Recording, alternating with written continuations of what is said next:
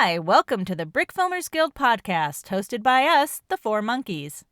On this podcast, we had the pleasure of chatting with Kevin Ulrich of Brotherhood Workshop. Brotherhood Workshop creates fan films such as Lord of the Rings, Hobbit, Star Wars, The Avengers, Jurassic World, and many more. So without further ado, here's our conversation with Kevin Ulrich.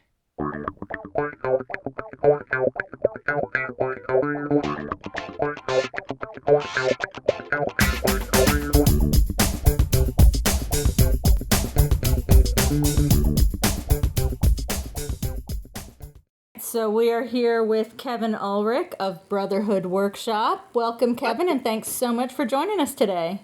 No problem. Thanks for asking me. Tell us about your how you got into brick filming. Well, way back. Okay. How far back should I go? Basically, I've been wanting to be some sort of storyteller or novelist since the point at which I knew careers were actually a thing, at like age 8, I guess. Well, So awesome. my original desire when I was 8 was to be a novel illustrator.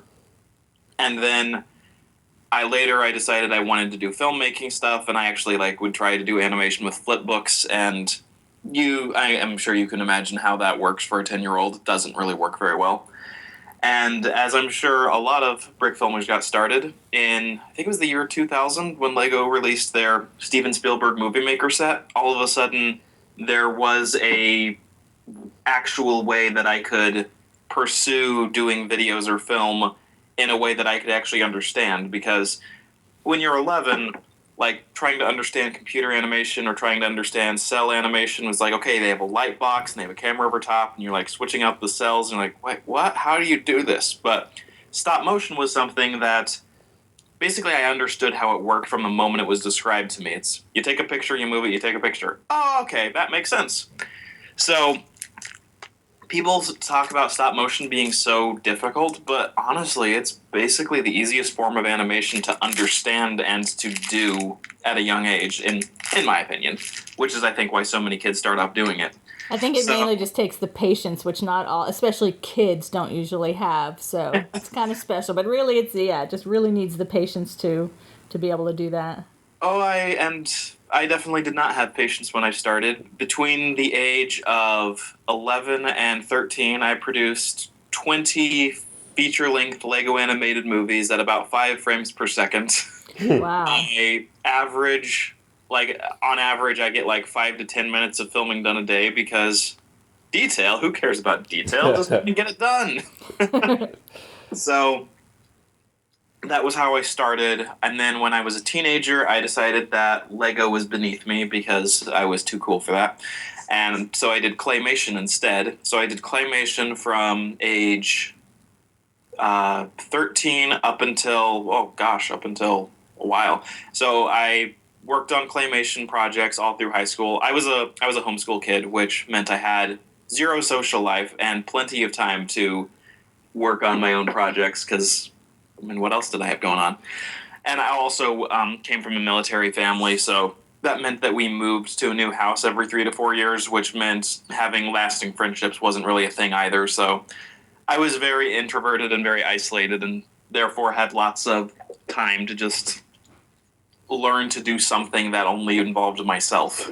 And your imagination, which is imagination. unlimited, which is really, the key as well. So did you get the Spielberg kit, or was... I did, yes. I didn't get it right away because my dad said that was way too expensive for a Lego set, so he sold me his old camcorder for the same price.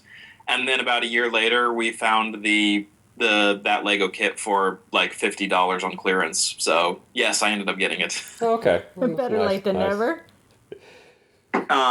So let's see, where was I? Doing claymation. I was doing claymation. When I started college, I decided that my stop motion days were over, because that was just the means that I could do filmmaking at that point. It wasn't what I actually wanted to do. I wanted to do live action filmmaking.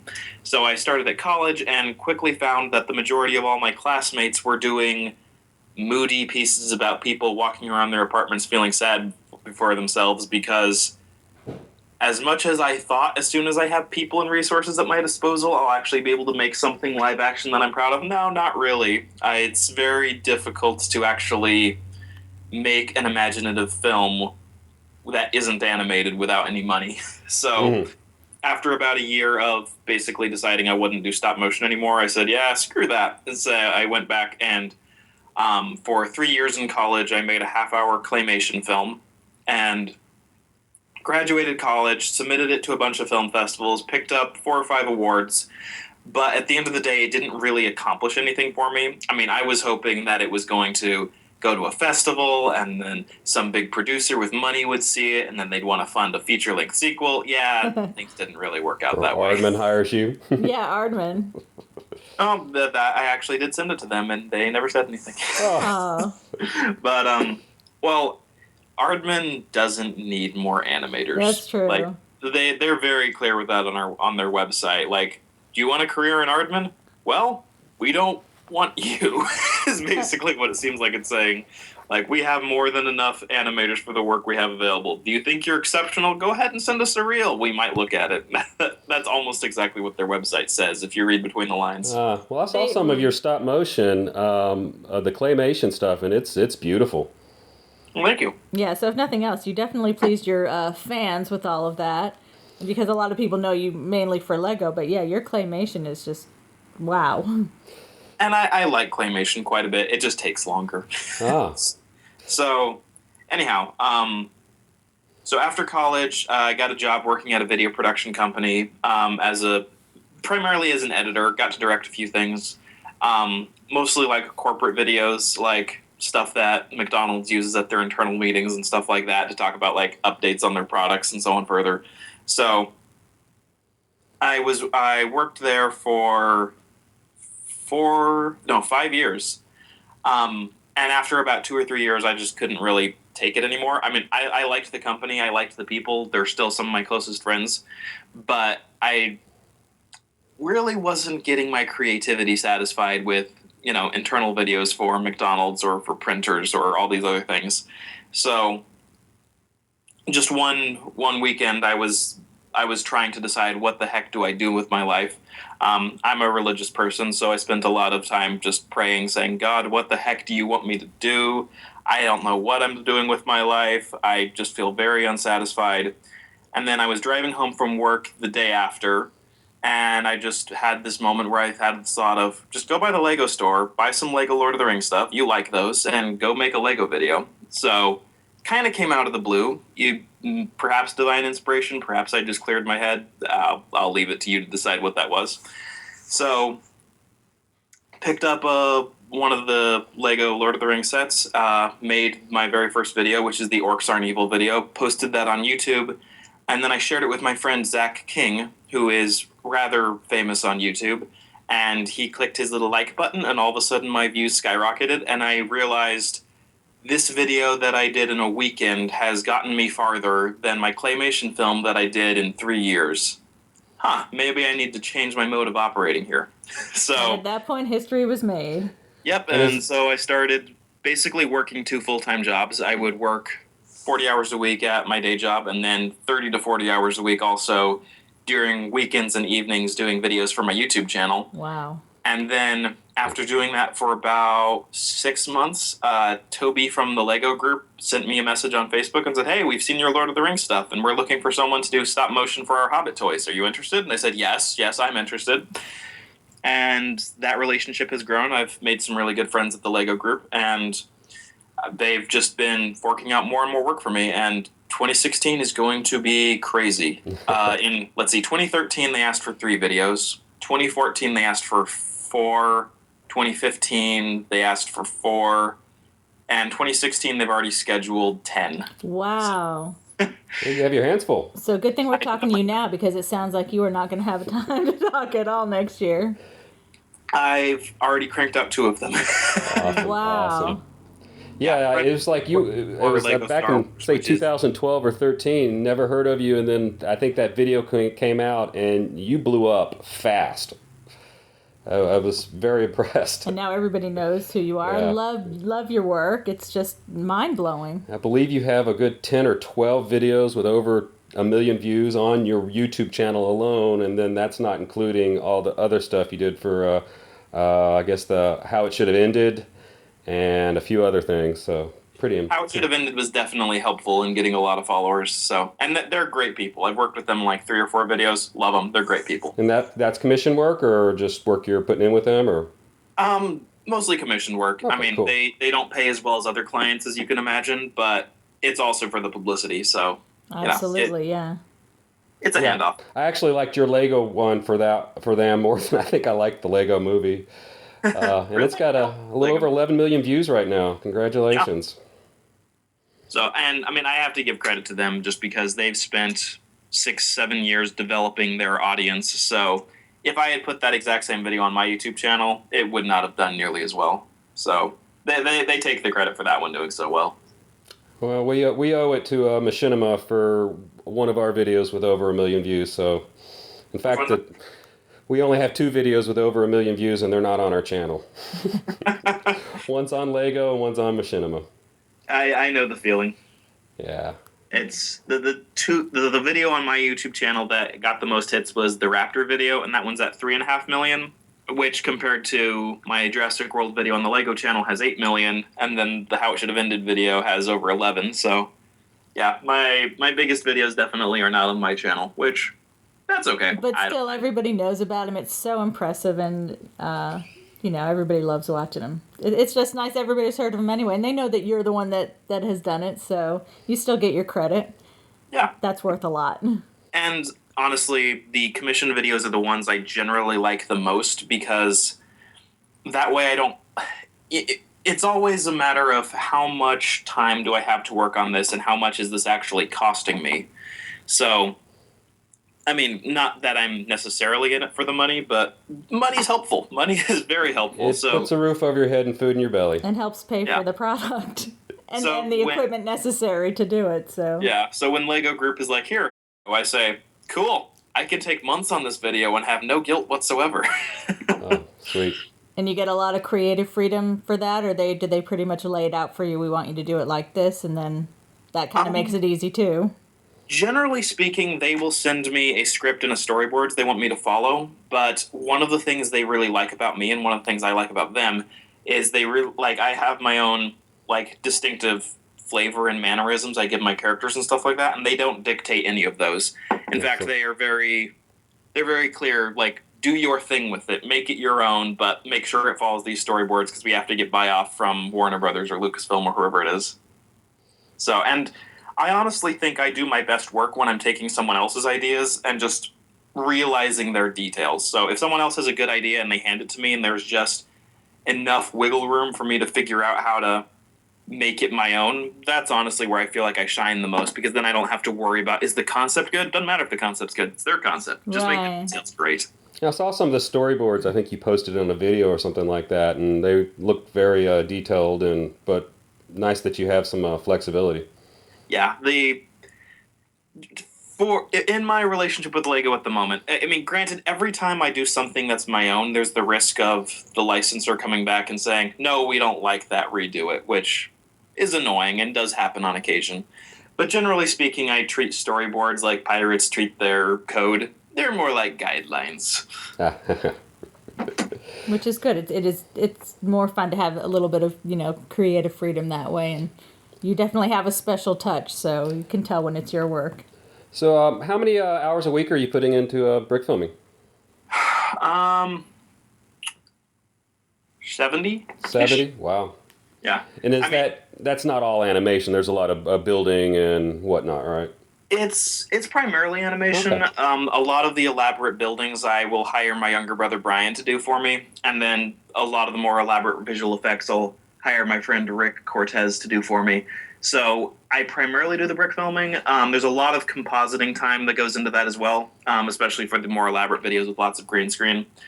And then I guess if you're also including email interactions, which weirdly eat up a lot of time. We're like, okay, I have 6 emails from the Lego group this morning. Okay, gotta respond to all of them and make sure, oh crap, these people are wanting a video in February. These people are wanting it too. Okay. You, first person, can I do it in March? You, second person, can I do it in January? So, Which that was my Friday. Was one video got pushed to the point where another video was supposed to happen. I'm like, phooey, how can I make this happen? So, I've enjoyed every job I've had with the Lego group, and we've enjoyed seeing all of your videos from them. So tell us a little bit more about, I guess, the other Brotherhood Workshop folks. Like I guess you have a brother David and Brian, and then Rick helps out with some video effects. Yeah. At this point, it's primarily just me. Okay. Again, with Brian and Rick helping out when I pull them in and say, hey, can you help with this project? My fiance Selena will help out sometimes with, she does some of my concepts and scripts and stuff like that. Oh, awesome. And congratulations on your recent engagement. That's wonderful. Thank you very much. Maybe she can start doing your emails soon. I don't think that's what she wants to do. She has made it clear, I will work with you, but I will never be your assistant. And I said, that is fair. Oh, that's fair. That's fair. She really wants to be a writer for animated shows, so that's something she's like. It's a mutually beneficial situation where I say, Selena, DreamWorks wants a How to Train Your Dragon video. Give me a concept, and then she gives me a concept, and then I present it to them. They like it. I make it. She gets her name on the video, so that way when she goes in for a job interview, she's like, yes, look, these are videos I came up with the concept for. So it's mutually beneficial. Incredibly helpful. That is awesome. You recently won the grand prize in the Cinebrick. Are there some other festivals and awards that you've won or been involved with? A few, but I haven't really been keeping track very well. Okay. Cinebrick was the most recent, and definitely congratulations on that win, both from the judges and the audience. Thank you. I actually didn't think I deserved that one because I saw, which I don't remember the name of the animator, but the Fixed System. I thought that one was fantastic. I thought that one was supposed to win. Have you seen that video? We were the judges, one of the judges. Oh, right. So we saw all of them. And no, they were all very wonderful in their own way. But no, you definitely deserved it. I was kind of... like the animation on that one was a little bit rough and could use improvement, but I thought conceptually the way that they worked the storyline in with it being Lego, I thought, like... That's one of the things that I have a hard time with, and I feel like a lot of brick filmers have a hard time with, is I feel like brick films, when they are at their best, there is a specific reason why they are presented in Lego. For instance, I feel like if I had done Crazy Life as a claymation piece, or if I had done Crazy Life as a 2D animated piece, or a 3D animated piece, or heck, even live action, it would have been, the flavor would have been different, but the story still would have worked basically equally well. Whereas stuff like, honestly, like the Lego Movie or Fixed System, like they just really took advantage of the fact that this is a brick-oriented society. This is a brick-oriented story. So I that was something I really appreciated, and that's not something I'm always able to do, but I at least somewhat try to do, is think about what makes this work distinctively well in the Lego medium, as opposed to it could be anything, and I just chose Lego for this. Okay. So, well, anyway, but guys, the Crazy Life was great. I mean, obviously the music was great, but I mean, even without it, you could have just watched it with no sound or anything, and it was just such a beautiful, adorable story, and it was just really fun to watch, and of course, perfectly animated. A Fixed System did get Best Original Story because it was. But yours just was the whole package, so as usual. Tell us about some of your non-Lego animations. I guess Tube Heroes and I guess Ionics or whatever. Let's see. Tube Heroes, basically the situation with them, that was actually very mutually beneficial situation for me in the old company where I used to work, because the place where I worked for 5 years as a video editor, I actually still work out of the same office that they're in, because they had basically let me use their equipment for several years when I was trying to do both.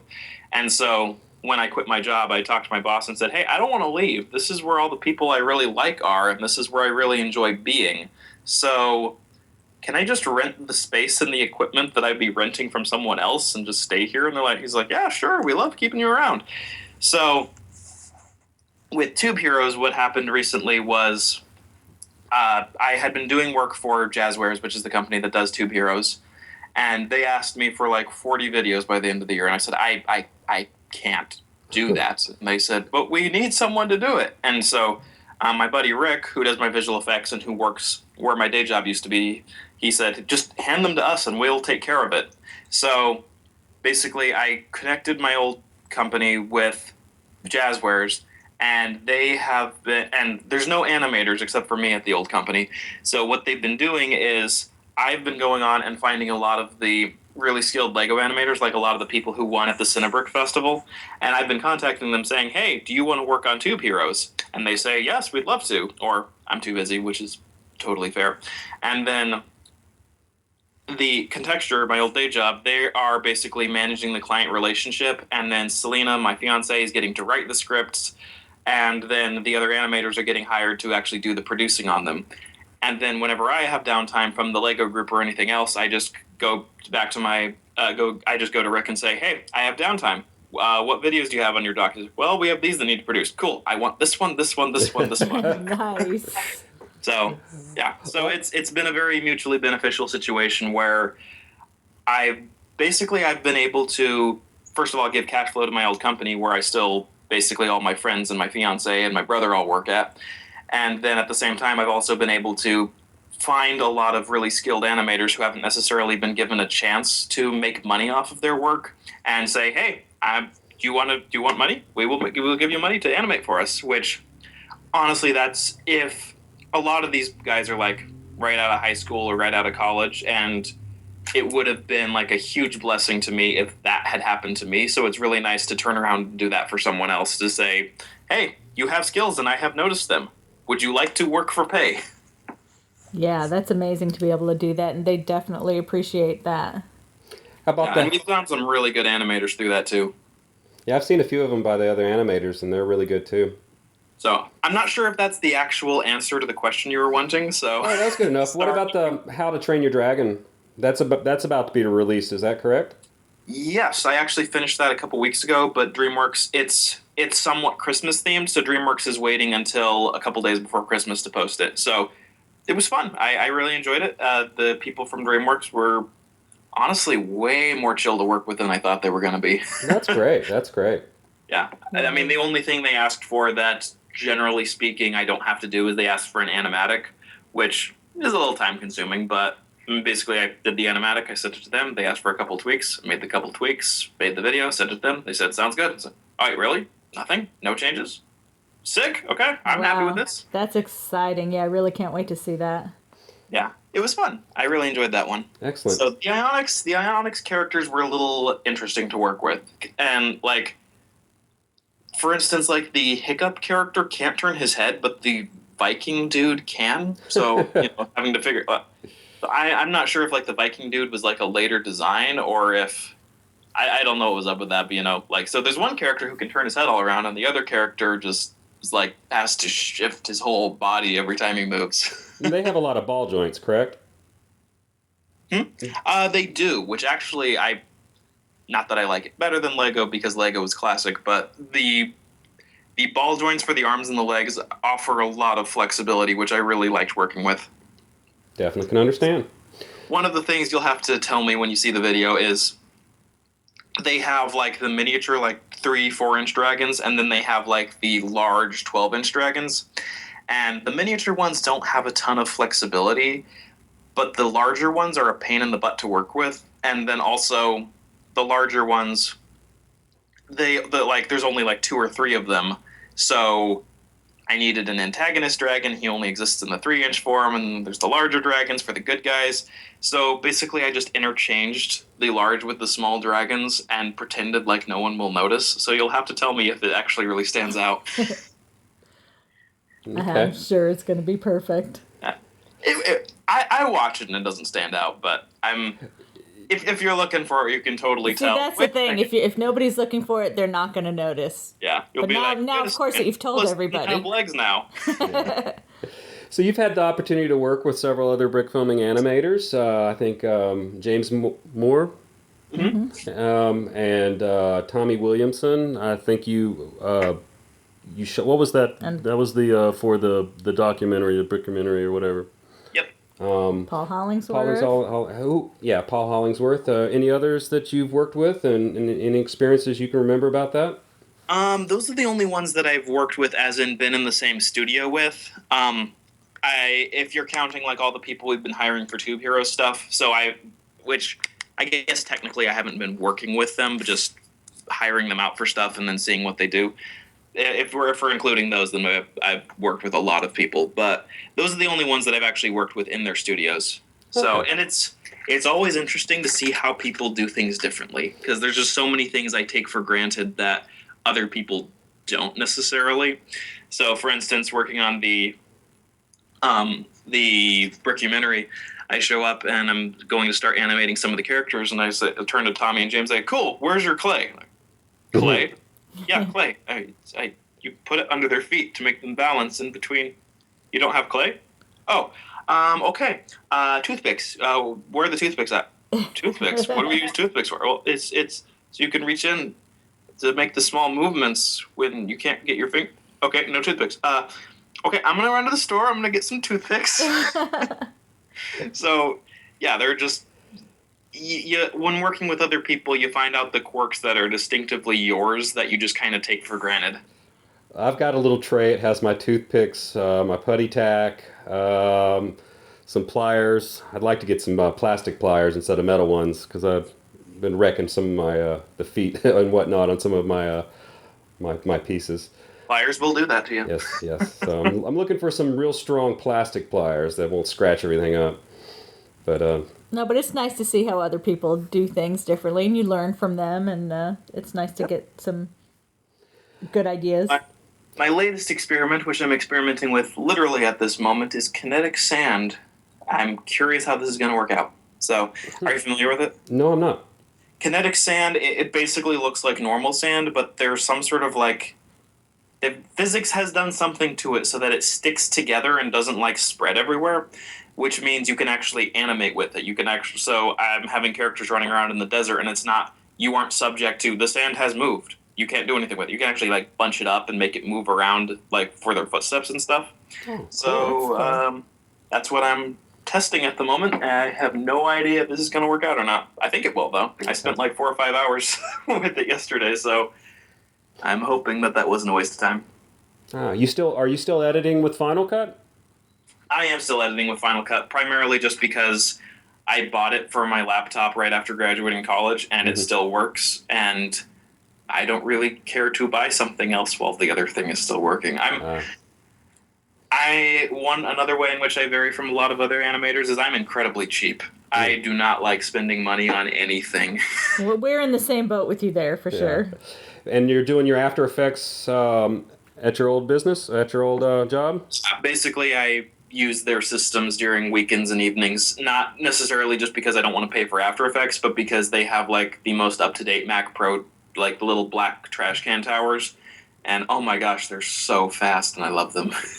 Well, I just started trying to learn how to use After Effects the other day, and it's a little bit of a learning curve, but hopefully I'll learn it soon. I owe my buddy Rick Cortez for that one a lot, because he basically sat down and showed me the basics, and then for the next 2 or 3 years up till now, he will get a call from me just 9 o'clock at night. Rick, I need to make snow. Okay, go to the simulation tab, click generate snow, and then you have controls there. Cool, thank you, bye. I envy you. Yeah, no, I think we need to use Rick too. Well, I've got YouTube videos, but we'll see how that goes, and hopefully I will improve my skills there. The tutorials go a long way. Yes, they do. But it's even better to have someone who knows it inside and out, just on call at all times. Oh yeah, absolutely. So you animate 24 frames a second. I do. Are you crazy? I have been told this on a regular occasion, so probably. Yeah, I think I've done 2 brick films at 24 frames a second, and it's different and it's tough to do. So I admire you for that, for sure. Honestly, there were a couple Tube Heroes videos that had a turnaround of a day or two. So the lady who's producing it, Julie, she comes and says, "Kevin, we need these by tomorrow. Can you make them?" "Yes." "You don't need to do 24. You can do 12 or 15. It's okay. So I start animating at 12 or 15, and after about 2 hours, I say, I can't do this. It's so choppy. I can't do it. No, 24. Change it back to 24. I'll do it in 24 and I'll still get it done. So you're not doing anything on the twos, I guess, where you take 2 pictures? Which, I'm not dissing anyone who does, honestly. When I see someone else's work in 15 frames, I can't even tell. I'm like, that looks great to me. But as soon as I try it myself, I like cringe and say, can't do it. It's so choppy. Definitely understand. Well, there's a reason you are one of the best animators, so maybe that's it. I wouldn't put it down to that, because again, I've seen other people's work at 15, and it's good. I there were times I thought it was 24, and then they told me, I was like, wait, really? Okay, I wouldn't have known that. Well, everybody's their own worst critic, so you're going to see things that other people wouldn't notice. Yeah, and generally speaking, when I watch other people's works, I'm looking for what they do well that I don't do well, so I can learn from them.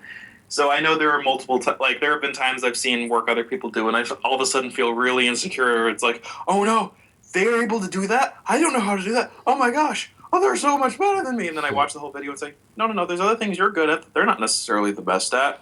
You're just looking for everything that everyone else is better at than you. That's how you get better. You find someone that's doing it better and learn how to do it the way they do it. Yeah, though the last brick film that I did not have that reaction to was Forest Fire's zombie video.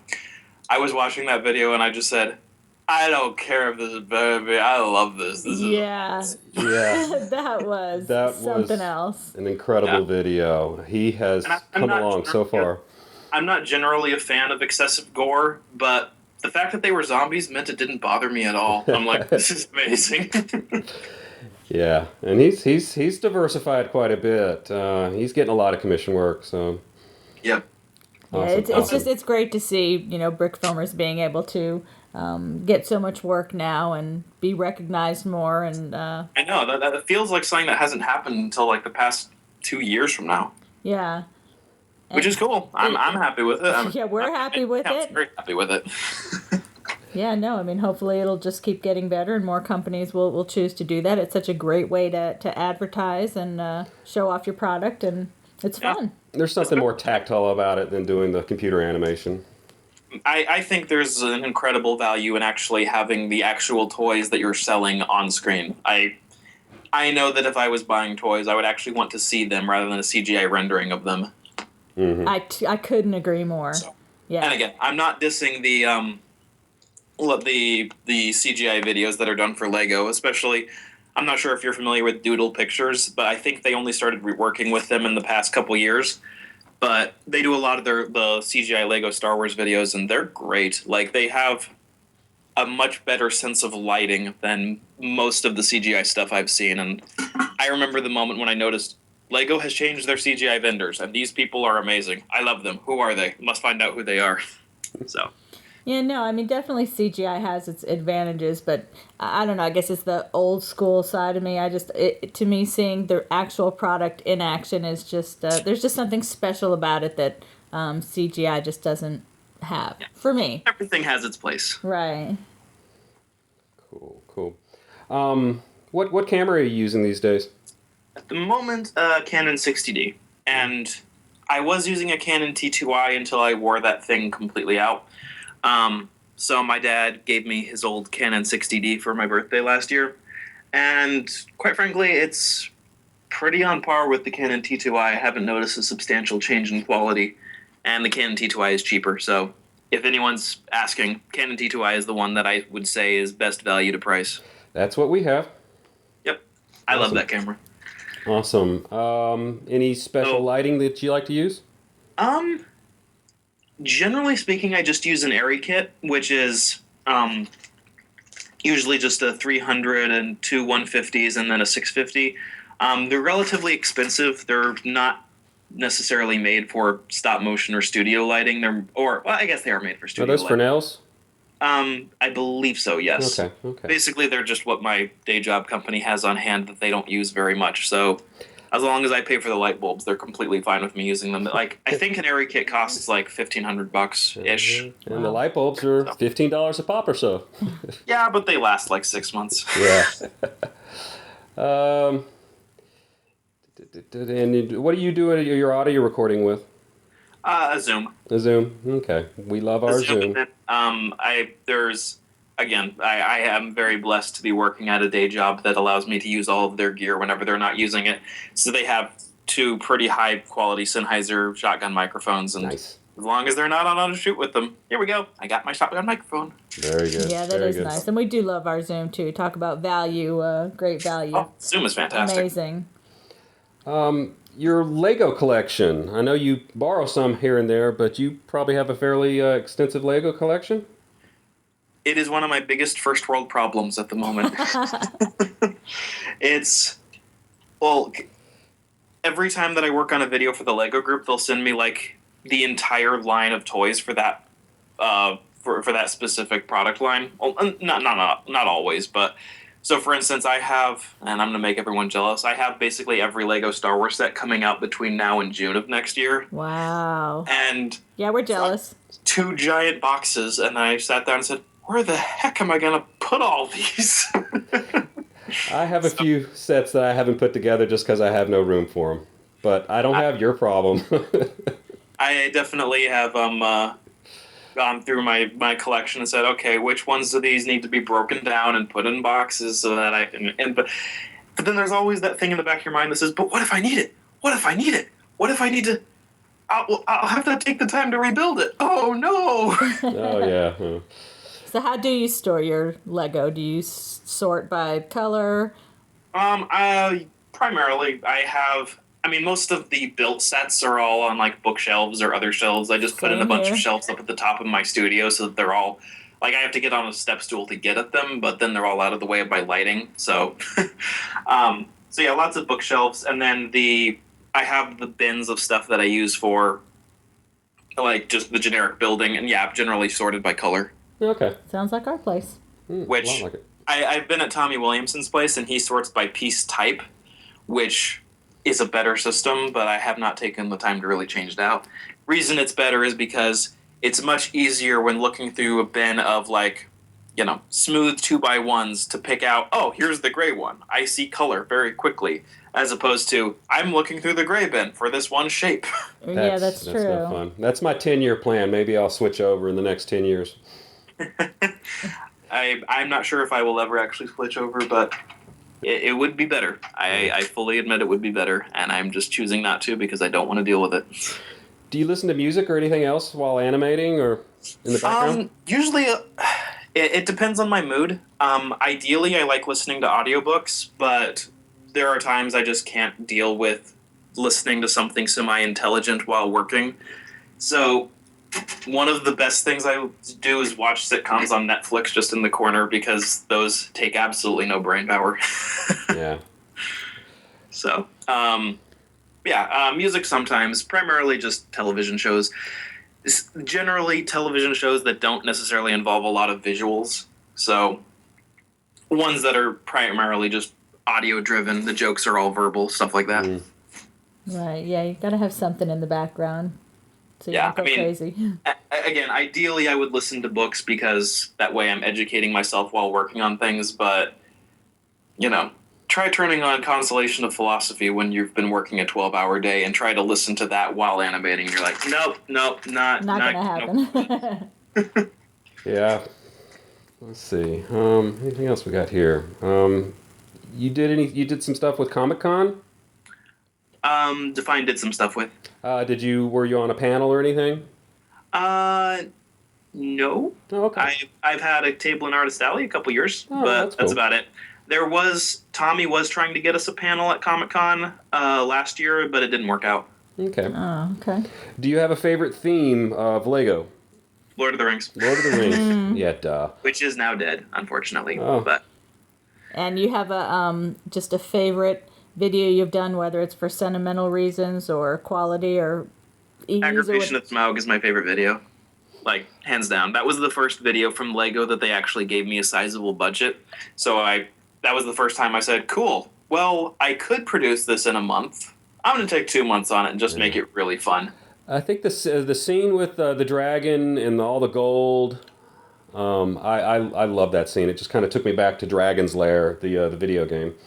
Yep, I remember that video game. You play any video game? Like you'd have time, but... No. Aside from the occasional Smash Brothers with my friends, and I'm the one who always gets smashed. But my daughter smashes me. Yeah. So, and that's mainly just for social reasons. Right. My fiance loves Smash Brothers and kicks my butt at it all the time, and she says it's incredibly hot if I ever beat her, so I try. Hey, whatever works, right? You have a winner when what she wants you to do is learn to play video games better. Oh yeah. Definitely. We cover it? We've covered most. I'd also like to say congratulations for being the Brickfilmer of the Year on the Brickfilmers Guild for the last 2 years. Maybe you'll have a little competition this year. I think there's probably about 3 or 4 of you that might have a really good shot at it, but you might go for 3 in a row. I might. Who are the other 3, if I may ask? I think Forrest has done some really neat work with the Scooby-Doo stuff, that and Sean, although, that's kind of done through Stupid Buddy, but that and his, it just depends, whatever the members vote on, I only get my 1 vote. No, I'm just curious. I would have no shame in losing to Forrest or Sean. Right, and Paul Hollingsworth's been pretty high profile in the community with a couple of his videos this year and what he's been doing. So there's a few of you. I'll put up 10 or 12 nominations, and the majority of the votes will go to 2 or 3 people. So you'll definitely be one of them. be in the running. But you're hogging that, but you definitely have deserved it. Deservingly, yeah. Well, I haven't really done much for my channel this year, so if someone else needs to take it this year, you know what? They deserve it, I'm sure. Yeah. You've been happy with your, was it Patreon? Not terribly at this point. It hasn't taken off like I hoped it would, which is fine, because basically what happened was I had a lull where one of my clients had scheduled out like almost half an hour's worth of content, so I had basically just completely freed my schedule for like 3 or 4 months just to work on their content. And then the person in charge of licensing was a pain in the butt, and all of the videos got canceled. So all of a sudden I had a 3 or 4 month span and at this point I'm self-employed, and I'm like, crap, what am I going to do? I have no income for the next 3 or 4 months because I've told every single other client that I'm booked. So I messaged all my other clients and said, hey, I'm free now. Please give me work. And then I still had a month or 2 where I wasn't really doing anything. So I said, okay, I've been thinking about this Patreon thing for a while.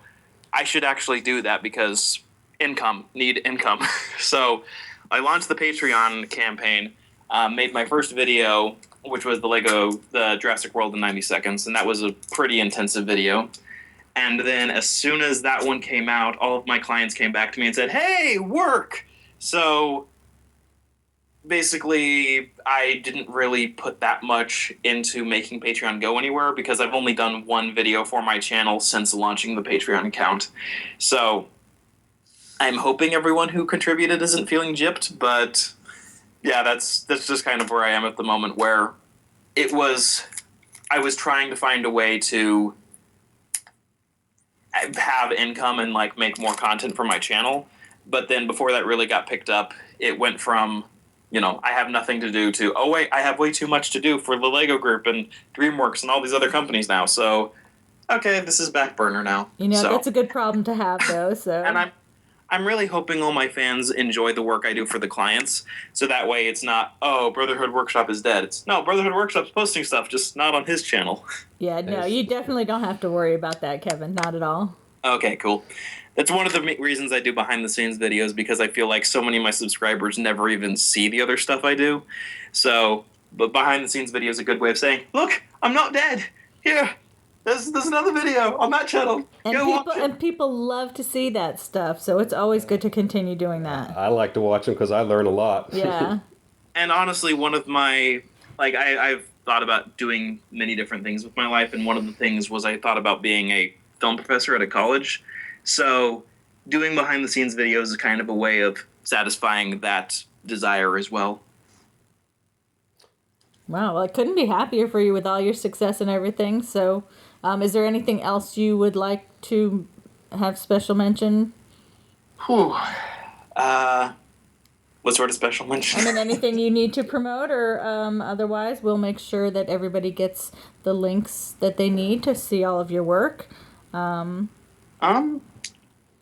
guess the only thing I would say is I'm guessing I'm allowed to say this. I mentioned earlier I have all the Lego Star Wars stuff from next year. That's because I'm doing a lot of Lego Star Wars videos. The budgets are pretty good, and I am having so much fun with them, and I am very proud of them. And there will be a lot of cool stuff coming out next year. No doubt at all. We're definitely excited to see all that. Looking forward to those. Yep. There is one in particular. It's a really short one, just a 10-second video that I did. But they gave me a decent budget for it, so I said, cool, I am going to use this budget. And I was so happy with the lighting. I'm sure you guys are familiar with Avenat. No, I'm not. He does a lot of the Lego photography. If you haven't seen his Flickr page, you should look it up because it's beautiful. He just released the book, the Small Scenes, Big Galaxy. It's just, he does a lot of photography with Lego stuff and does a lot of fantastic stuff with lighting. He's one of my primary inspirations for the look of my videos. So one of the videos that I just finished, it's one of the first ones that I look at and said, this is almost at his quality. I love it. Wow. We'll check it out.